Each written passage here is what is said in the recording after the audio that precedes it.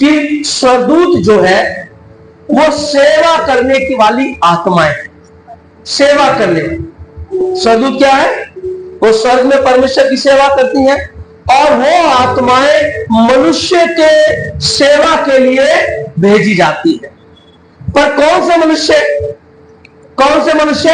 जो उद्धार पा लेते हैं, जो परमेश्वर के द्वारा अपने जीवन से सारी बुराई और पुराने जीवन से छुटकारा पा लेते हैं और परमेश्वर के अनुसार जीना शुरू करते हैं। उनके लिए स्वर्ग की आत्माएं जो सदूत है सेवा के लिए दी जाती है। किसके लिए है? क्या करने के लिए है? सेवा, हमारे लिए सेवा करने के लिए। तो फिर अब कुर्सी पे आराम से बैठ जाए, हाथ पे हाथ धर के भैया आत्मा आ रही सेवा करने, और वो अलादीन के चिराग की तरह काम करेंगी? नहीं, ये ऐसे वक्त में काम करेंगी जहां आपसे काम नहीं होगा। हालेलुया। जो काम आपसे नहीं होगा वो काम ये करेंगे। जो काम आपके जो दिख नहीं रहा, समझ नहीं आ रहा या आपके सामर्थ्य से बाहर है, उसको करने के लिए आती और ये स्वर्ग से भेजी जाती।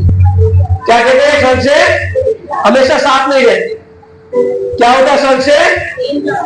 ये कब कब भेजी जाती है? जब जरूरत पड़ती है, स्वर्ग से भेजी जाती है ना। अगर मान लीजिए कि मैं उद्धार छोड़ दिया, अगर मैं विश्वास किया और पुराने पाप का जीवन छोड़ दिया, अच्छा जीवन बना, पवित्र जीवन जिया, प्रभु में रहा, लौलीन रहा, प्रार्थना में रहा और अपने जीवन को जीता रहा, आत्मिक जीवन भी और संसार। याद रखिएगा, संसारिक मतलब रोजगार करना है, काम करना है, घर परिवार देखना है, ये भी जरूरी है, ये खुदा ने हमें दे रखा। वाटिका की देखभाल, समझ रहे आप? और ये सब मैं कर रहा हूं, सारे काम कर रहा हूं और पवित्र जीवन जी रहा हूं, तो मैं उद्धार पाया व्यक्ति।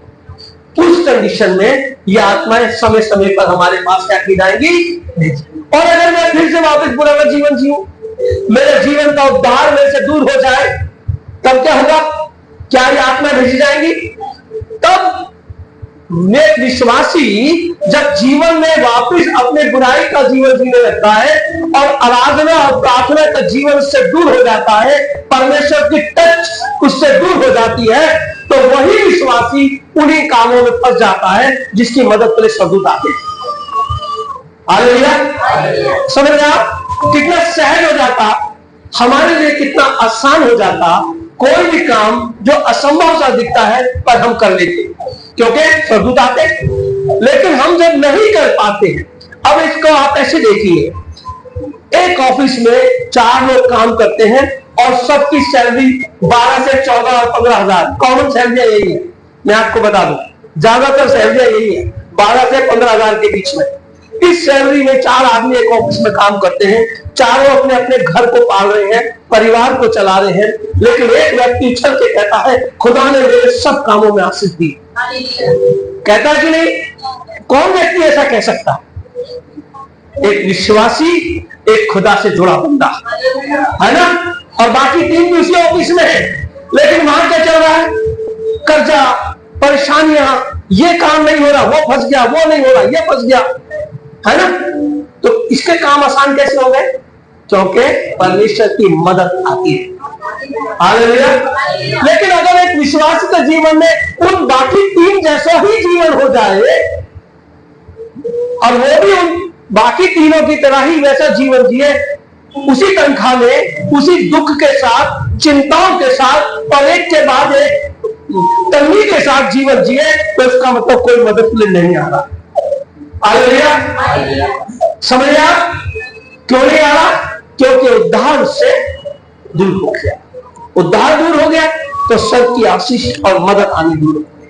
हालेलुया। मैं बताना ये चाहता हूं कि अगर आपके जीवन में मसीह को मानने या अपने आप को मसीह कहने के बाद भी समस्याएं चल रही हैं, तो स्वर्ग से आप मदद नहीं आ रही। स्वर्ग की मदद जरूरी है, और वो कब आएगी? जब हम उद्धार पाएंगे, है ना।